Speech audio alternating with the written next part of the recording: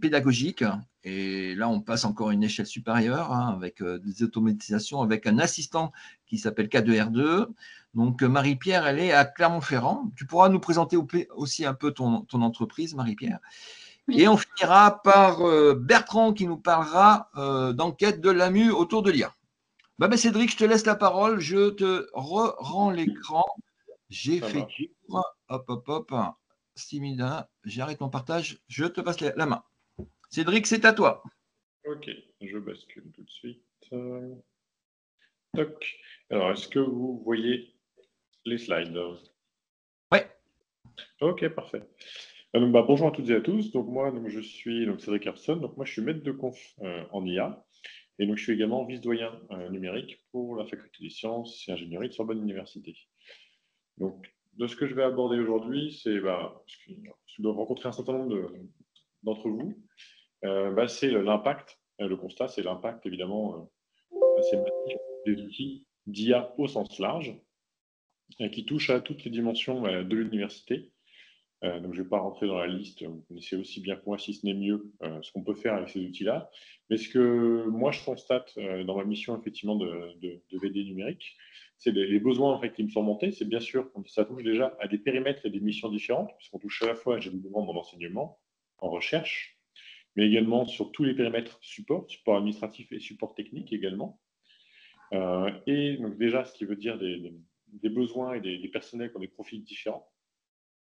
Et en plus de ça, les universités en tant que telles sont assez hétérogènes. Si je prends l'exemple de mon établissement, donc Sorbonne Université, donc nous, c'est 60 000 étudiants, 8 000 agents, mais on est répartis, on n'est pas homogène en termes de population, puisqu'on est 22 000 rattachés à la faculté des sciences, en étudiants, là je parle du profil étudiant, 24 000 étudiants en faculté de lettres, et de l'ordre de 14 000 en faculté de santé. Et en fait, derrière ça, sur chacune de ces facultés, j'ai des habitudes, des usages, des cultures et j'ai des besoins qui sont différents. Et bien sûr, ça rajoute à ça les 3 points que j'évoquais avant, à savoir les périmètres enseignement, recherche et support, qui complexifient encore un petit peu la tâche, qui font qu'il est difficile de traiter de manière homogène l'ensemble des demandes qui peuvent apparaître. Les demandes sont différentes et que le niveau d'expertise également différent en fonction des profils, du fait des usages et de la connaissance que chacun a de ces outils. Donc ça, c'est les problèmes auxquels nous, on est confrontés. Donc le constat global et les demandes typiquement qui nous remontent, donc j'ai essayé de donner les grandes lignes ici. Sur la partie enseignement, la particularité, bien sûr, c'est qu'on a des demandes qui viennent à la fois des étudiants et des enseignants, avec des demandes différentes, bien sûr, et qui vont toucher aux modalités d'enseignement. Vous les connaissez bien pour les enseignants, quel impact ça a sur la construction de ces formations. C'était évoqué là sur la production de contenu. Au niveau des étudiants, bien sûr, ça modifie complètement la manière dont ils vont travailler. On a de plus en plus d'étudiants qui vont effectivement exploiter ces outils-là pour générer les travaux qui sont demandés. Donc, ça a des conséquences très fortes, notamment sur les évaluations. Pour nous, pour la faculté de lettres, le premier impact, ça a été de supprimer un certain nombre de travaux qui étaient demandés en licence ou en master. On a en gros des semestres qui étaient évalués sur la production de rapports, d'analyse, de synthèse sur les documents, qui ont juste été supprimés parce que c'était à 99% généré avec des algos d'IA générative. Et donc, c'était infaisable d'évaluer correctement les étudiants dans ces conditions-là. Et donc, c'est poser de nombreuses questions de comment faire pour exploiter correctement ces outils, comment faire que les étudiants les utilisent de manière pertinente, et comment est-ce qu'on peut évaluer les étudiants et quelles sont les modalités d'évaluation qui sont rattachées à ça. Bon, ce n'est pas spécifique à là-dessus, bien sûr, c'est les problèmes que rencontrent les universités.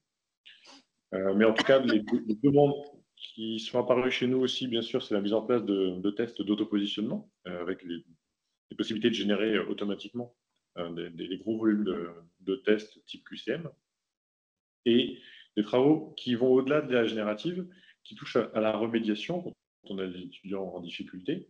Donc, c'est déjà tout ce qui est la fouille de données, l'analyse des traces d'apprentissage. Donc, c'est de l'IA, mais ce n'est pas de l'IA générative. Donc, ça pose des questions derrière éthiques et juridiques sur l'analyse de ces traces, l'exploitation, la génération des diagnostics, bien sûr, sur les difficultés des étudiants, et la proposition plus ou moins automatisée de solutions de remédiation avec une adaptation personnalisée aux utilisateurs. Et si on va au bout des choses, effectivement, ce qu'on voit apparaître, on a des demandes de déploiement de solutions type tuteur artificiel, avec tous les avantages et inconvénients que ça pose. Rien que sur ces éléments-là, on trouve effectivement des problématiques éthiques, des problématiques juridiques et des questions liées à l'impact environnemental de ce type de la mise en œuvre de ce type de techno. Et on retrouve le même type de problème dans les demandes que me font les unités de recherche ou les services support. Si je prends la recherche, voilà, classiquement, c'est de la veille et de la synthèse de contenu, mais également de la génération automatique de compte rendu de réunion, comme ce qui est là actuellement avec le chatbot qui est en train d'écouter ce que je raconte. La rédaction d'articles et de projets scientifiques, ça pose de nombreuses questions, je pense que vous le savez toutes et tous, et avec les risques de mésusage, on va dire, ça comme ça. On a également des gens qui font de la review de projets déposés avec ces outils-là, avec, encore une fois, le fait que les outils soient, pour l'instant en tout cas, pas déployés en interne chez nous, ça pose toutes les questions de propriété intellectuelle et de protection, simplement juste de ces données-là. Et on a des collègues après qui utilisent ces outils comme assistants de recherche dans le cadre d'un débat contradictoire où ils testent en gros leurs hypothèses et ils voient comment le modèle en face réagit aux propositions qu'ils leur sont faites. Ils explorent un petit peu des pistes de recherche avec ces outils-là. Et dans des dimensions vraiment différentes, on a toutes les équipes support, donc support administratif et support technique.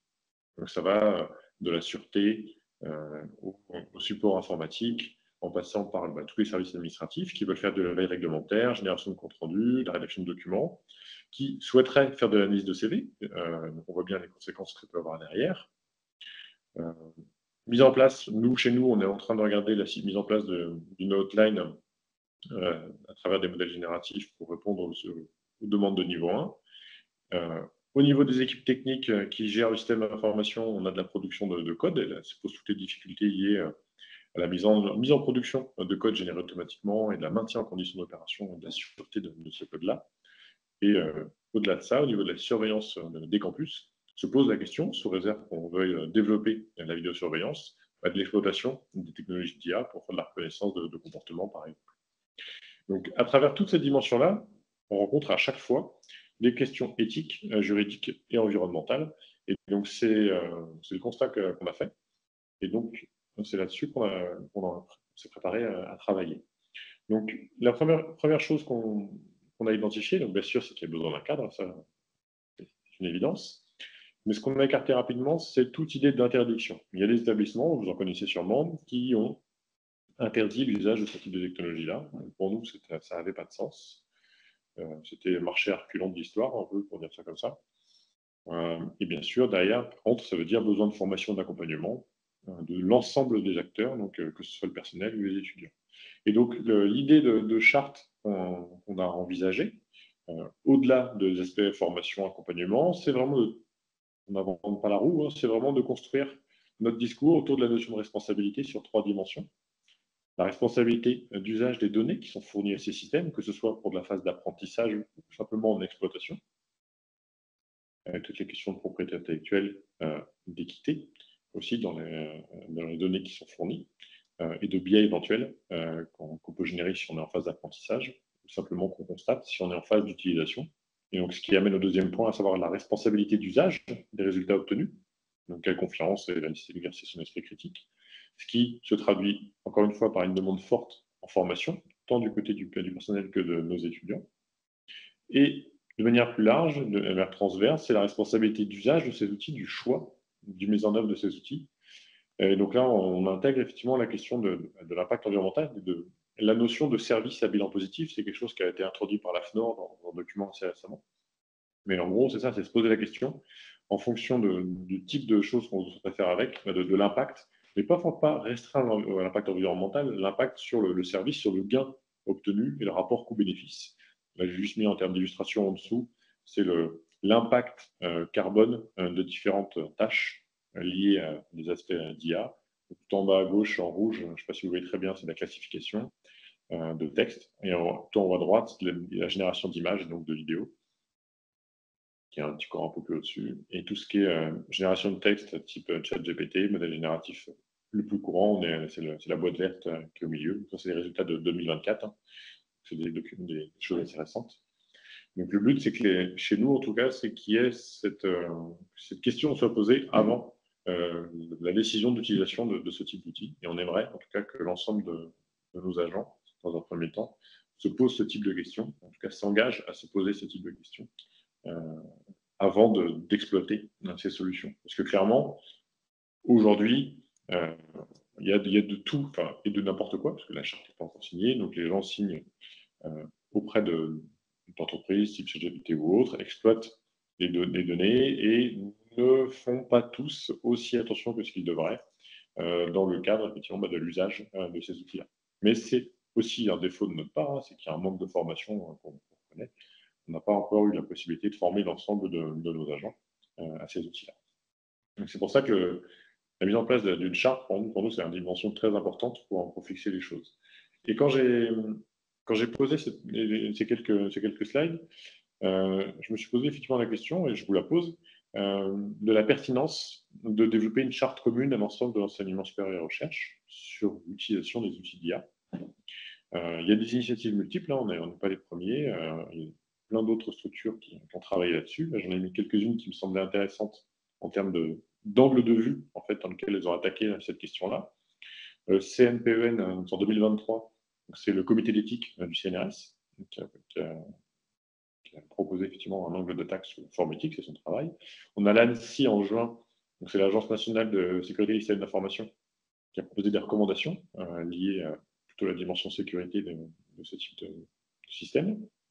L'AFNOR, je l'évoquais tout à l'heure, c'est l'Agence française de normalisation, qui a défini un référentiel pour l'IA frugale, sur la notion de solution pertinente et qui a un impact positif au sens large, qui n'est pas restreint à l'impact environnemental.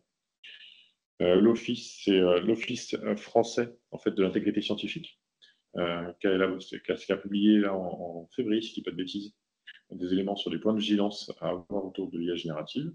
Et on a des universités, donc notamment là j'ai pris l'exemple de Brest et d'Orléans, qui ont publié, également Poitiers, qui ont publié leur propre charte.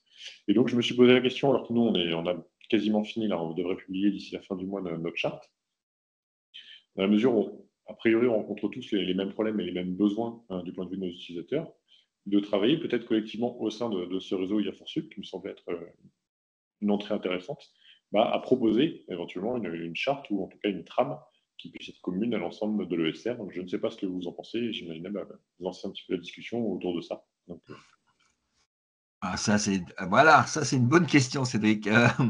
Moi, je vote pour. Donc, vous pouvez lever les petites mains. Je vois les petits pouces qui se lèvent à droite à gauche sur les profils. Surtout qu'on a tout pour faire ça. On a déjà pas mal d'articles de référencés. On a un espace projet commun. Donc, je propose, c'est que comme on a fait des projets communs dans IA for Sup autour du RAG, autour de Céline, on avait déjà aussi partagé ces documents, qu'on puisse utiliser cet espace-là pour refaire faire la synthèse un peu plus précise, encore plus complète. Déjà, il y a déjà pas mal de choses de ce que tu as mis, des articles et comparatifs, comparer aussi sur d'autres pays, parce qu'on a moi j'ai référencé des documents canadiens, belges, suisses, je ne sais pas. Donc, autant on pourrait aussi s'inspirer de ce qui se passe ailleurs.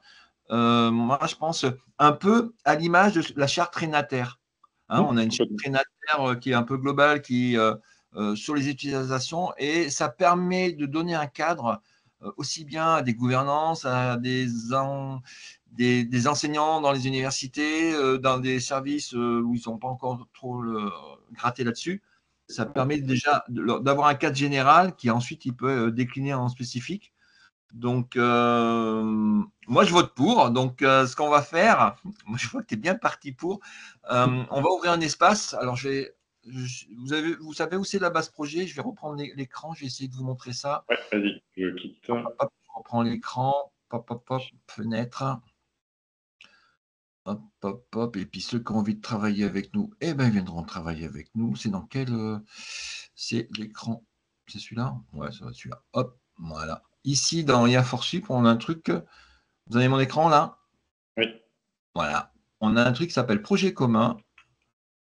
Et tu vois, on avait chatbot privé. Tu as parlé d'un chatbot IA. On a des chatbots aussi avec Nous, on a commencé à faire des choses avec Quickit, hein, mais ce n'est pas un chatbot vocal, mais on n'en est pas loin. On pourrait faire un truc sympa. Donc, on a commencé à partager des échanges avec François. Il y a Denis là, qui est aussi avec nous, qui est sur le meeting avec qui je travaille. Et toi, on peut rajouter ici, hop, constitution d'une charte, et puis rassembler ici tous les documents, les éléments, le support que tu as mis, et puis tous ceux qui veulent participer, il suffit de s'inscrire ici. Hein.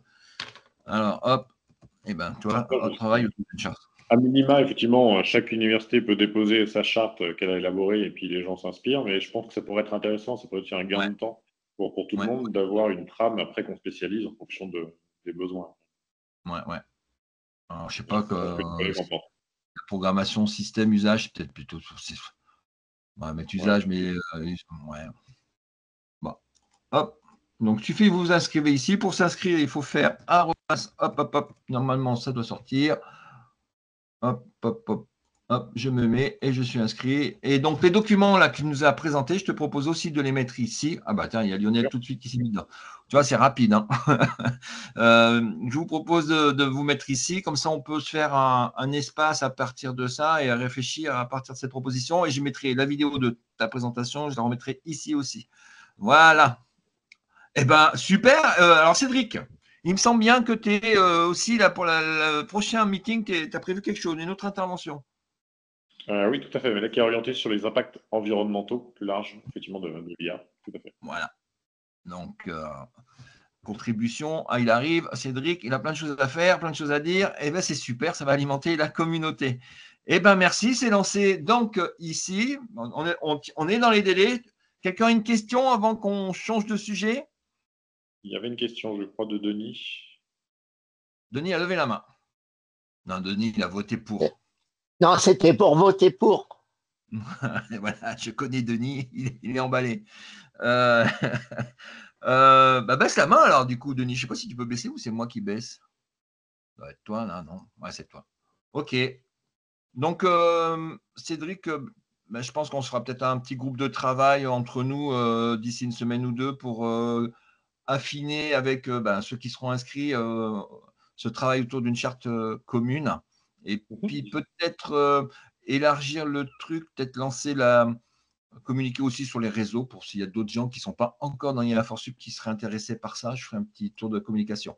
OK, je lâche mon écran et on va passer au sujet. Alors, grand merci Cédric.